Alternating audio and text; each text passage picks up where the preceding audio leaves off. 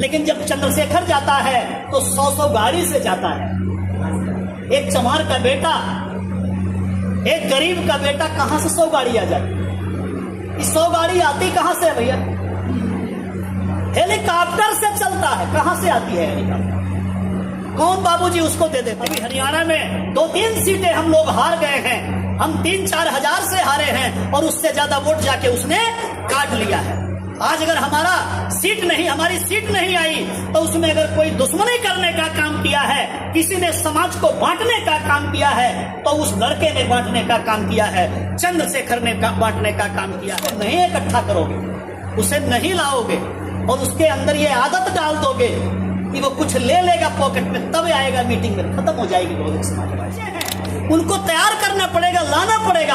आप नहीं तैयार करोगे, उनके बीच में काम नहीं करोगे, उन्हें मोबिलाइज नहीं करोगे आप, तो कोई और उनको लेकर के चला जाएगा। ये काम है हम लोगों का समाज को तैयार करने का, अपने बच्चों को कैडर देने का, उनको बाबा साहेब का इतिहास बताने का है। आप ही लोग देने वाले हो, चलाने वाले लोग हो। लेकिन जब चंद्रशेखर जाता है तो 100 गाड़ी से जाता है। एक चमार का बेटा, एक गरीब का बेटा कहां से 100 गाड़ी आ जाती? 100 गाड़ी आती कहां से भैया? हेलीकॉप्टर से चलता है। कहां से आती है हेलीकॉप्टर? कौन बाबूजी उसको दे देते हैं? दूसरे के इशारे पर चलता है। दूसरे के इशारे पर बीजेपी देती है, कांग्रेस देती है, कभी पप्पू यादव देते हैं, कभी हनुमान बेनीवाल देते हैं। किस लिए देते हैं ये समझने वाली बात है। इसलिए देते हैं, अभी हरियाणा में 2-3 सीटें हम लोग हार गए हैं। हम 3-4 हजार से हारे हैं और उससे ज्यादा वोट जाके उसने काट लिया है।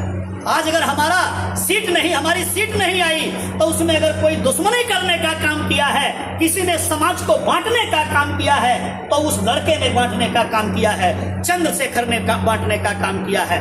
आप लोगों से एक बात मैं और कहना चाहूंगा, किला मैदान के ऊपर इस कमलेश राव हैं, इन्होंने युवा सम्मेलन एक करवाया था। 150 लड़के नौजवान बुलाए थे। सम्मानित साथियों, इसमें से कई सारे नौजवान साथी, ये बड़क राम जी है, ये सुशील गांधी हैं। आप लोगों से मेरा कहना है, जो यूथ है, जो 18 से 28 की एज में है, अगर उसको नहीं इकट्ठा करोगे, उसे नहीं लाओगे और उसके अंदर ये आदत डाल दोगे कि वो कुछ ले लेगा पॉकेट में, तब आएगा मीटिंग में, खत्म हो जाएगी बहुजन समाजवादी। उसके अंदर वो चाहे आधी रोटी खाए उस दिन, चाहे अपने पॉकेट मनी को बचाए, लेकिन मानवर कांसी राम जी के आंदोलन में, बहन जी के आंदोलन में अगर वो अपने समाज को तैयार करके और भीड़ इकट्ठी करके आकर के आपके आंदोलन को सफल करेगा, तब आप सत्ता में आओगे, तब आप पावर में आओगे। तो ये समाज के नौजवानों को तैयार करना पड़ेगा। मेरा आपसे कहना है, ये लोग तैयार हुए। अगर डॉक्टर मेधांकर वोटर बनने से पहले तैयार हुआ है 17-18 साल की उम्र में, आप क्यों नहीं तैयार हो सकते? हमें तो नहीं किसी ने गाड़ी घोड़ा पैसा भेज दिया था। हम तो कांसी राम जी के विचार पर, बहन जी के विचार पे तैयार हुए और अपनी जिंदगी की कुर्बानी देने के लिए तैयार हैं। तो आप क्यों नहीं तैयार हो सकते हैं? आपका दूसरा भाई बेटा क्यों नहीं तैयार हो सकता है? सम्मानित साथी, ये प्रक्रिया आपको चालू करनी पड़ेगी। झुंड के झुंड नौजवान बच्चे हैं, उनको तैयार करना पड़ेगा, लाना पड़ेगा। आप नहीं तैयार करोगे, उनके बीच में काम नहीं करोगे, उन्हें मोबिलाइज नहीं करोगे आप, तो कोई और उनको लेकर के चला जाएगा। ये काम है हम लोगों का समाज को तैयार करने का, अपने बच्चों को कैडर देने का, उनको बाबा साहेब का इतिहास बताने का, उनको कांसी राम साहब की जीवनी बताने का।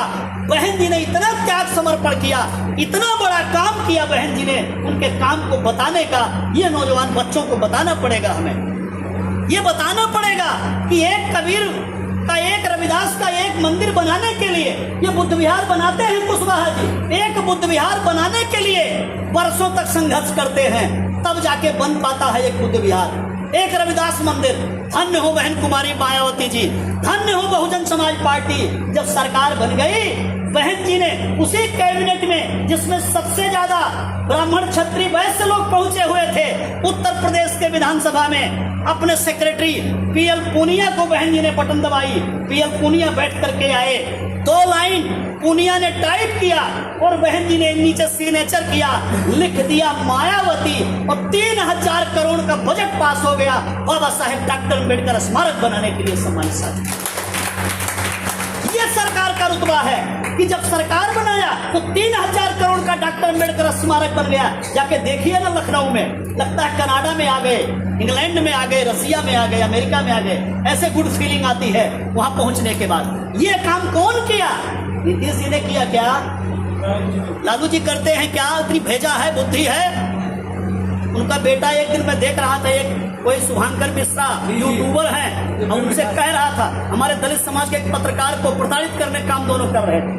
कह रहे थे वो वेद प्रकाश नहीं है, छेद प्रकाश, तेज प्रताप यादव। कितनी बुद्धि तेज प्रताप यादव में है भाई, कि वो कबीर का मठ बनवा देंगे, वो बाबा साहेब का स्मारक बनवा देंगे, वो बौद्ध विहार शांति उपवन बना देंगे, वो कांसी राम इको गार्डन बनवा देंगे, वो कांसी राम जो है परिवर्तन चौक बनवा देंगे, वो राष्ट्रीय प्रेरणा केंद्र बनवा देंगे, वो दलित प्रेरणा केंद्र बनवा देंगे।